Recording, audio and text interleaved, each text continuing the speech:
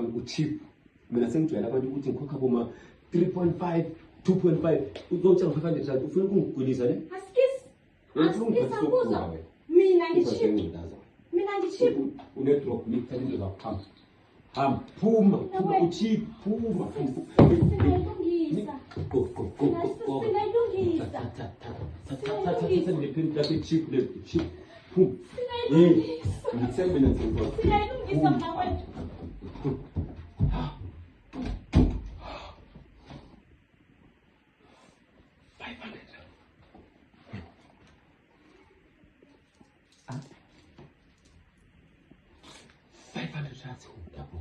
Ngiyabonga kakhulu ukuthi benothatha imali ngaphi 500 rand mina ngithi 30 rand kathi lengomethi mahala ngapha u30 ngapha 50 yini ke sinika lento yethu